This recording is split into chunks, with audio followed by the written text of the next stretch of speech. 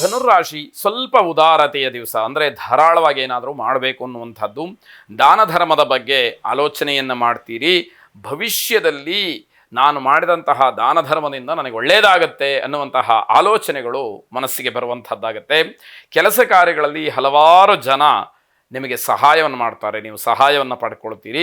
ನೀವೂ ಕೂಡ ಬೇರೆಯವರಿಗೆ ಸಹಾಯ ಮಾಡೋದಕ್ಕೆ ಅವಕಾಶಗಳಿದೆ. ಆದರೆ ಉತ್ತಮವಾದಂತಹ ಕೆಲಸಕ್ಕೆ ಸಹಾಯವನ್ನು ಮಾಡಿ ಎನ್ನುವಂಥದ್ದು. ಸಂದರ್ಭಗಳು ಕಾಲಕ್ರಮೇಣ ನಿಮ್ಮ ಪರವಾಗಿ ಕೆಲಸವನ್ನು ಮಾಡ್ತಕ್ಕಂಥದ್ದಾಗತ್ತೆ. ದಾಂಪತ್ಯದಲ್ಲಿ ಸಂತೋಷ ಅಥವಾ ಸಮಾಧಾನ ಇರುತ್ತೆ, ಆದರೆ ನಿಮಗೆ ಅದನ್ನು ಅನುಭವಿಸುವಂತಹ ಯೋಗ ಕಡಿಮೆ. ಯಾವುದು ಒಳಿತಿದೆಯೋ ಅದನ್ನು ಆ ಕ್ಷಣದಲ್ಲಿ ಅನುಭವಿಸ್ತಕ್ಕಂತಹ ಪ್ರಯತ್ನಗಳು ಪ್ರಾಮಾಣಿಕವಾಗಿ ಇರಬೇಕು ಅನ್ನುವಂಥದ್ದು. ಹೊಸ ವ್ಯವಹಾರಗಳಾಗಲಿ, ಹಿಂದೆ ಮಾಡಿದಂತಹ ಹಣದ ವ್ಯವಹಾರದಿಂದ ನಿಮಗೆ ಬೇಸರವಾಗ್ತಕ್ಕಂತಹ ಸಾಧ್ಯತೆಗಳು ಹೆಚ್ಚು. ಕರ್ತವ್ಯಕ್ಕೆ ಹೆಚ್ಚಿನ ಆದ್ಯತೆಯನ್ನು ನೀಡಬೇಕಾದಂಥದ್ದು. ಶ್ರೀರಾಮನನ್ನು ಪ್ರಾರ್ಥನೆ ಮಾಡಿ. ಶುಭವಾಗಿ.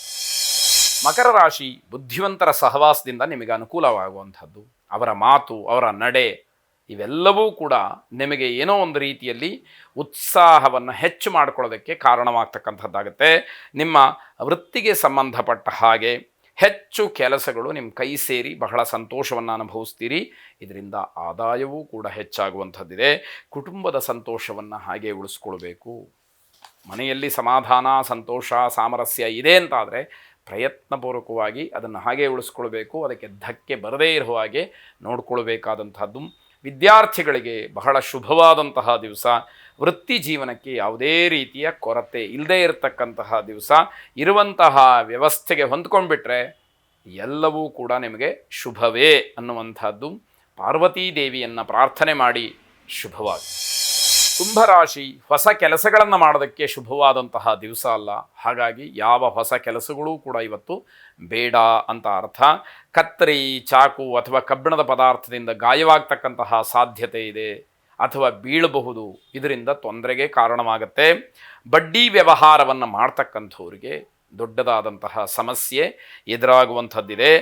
ವಿಕಲಚೇತನರು, ಅದರಲ್ಲೂ ಕೂಡ ಕಾಲಿನ ಸಮಸ್ಯೆ ಇರತಕ್ಕಂಥವ್ರಿಗೆ ಮತ್ತಷ್ಟು ಸಮಸ್ಯೆಗಳು ಎದುರಾಗ್ತಕ್ಕಂಥದ್ದು. ಮನೆ ಕಟ್ಟತಕ್ಕಂತಹ ವಿಚಾರ ಅಥವಾ ಹೊಸ ಮನೆಯನ್ನು ಖರೀದಿ ಮಾಡುವಂತಹ ವಿಚಾರ ಚರ್ಚೆಗೆ ಬರುವಂಥದ್ದಾಗತ್ತೆ.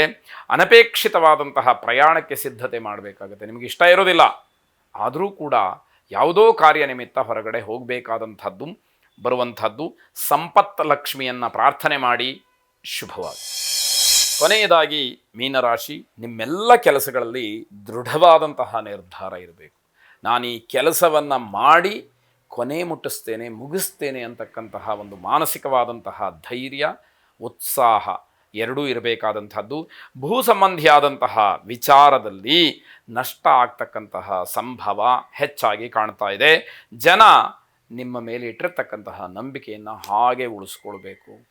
ನಿಮ್ಮ ಮಾತು ನಡೆಯಲ್ಲಿ ವ್ಯತ್ಯಾಸಗಳಾದರೆ ಜನ ಅನುಮಾನಕ್ಕೆ ಅವಕಾಶವನ್ನು ಮಾಡ್ತಾರೆ. ಕುಟುಂಬದ ಹಿತಾಸಕ್ತಿಗೋಸ್ಕರವಾಗಿ ಬೇರೆಯವರು ನಿಮಗೆ ವಂಚನೆಯನ್ನು ಮಾಡಬಹುದು. ಜಾಗ್ರತೆ ಇರಲಿ. ಮನೆಗೆ ಬಂದಂತಹ ಅತಿಥಿಗಳಿಂದ ಅವಮಾನವಾಗ್ತಕ್ಕಂಥದ್ದು ಇದೆ.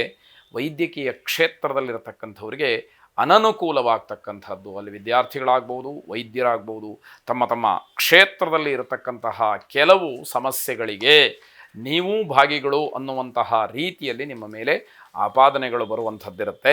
ಇಷ್ಟದೇವತಾ ಪ್ರಾರ್ಥನೆಯನ್ನು ಮಾಡಿ. ಶುಭವಾಗಿ.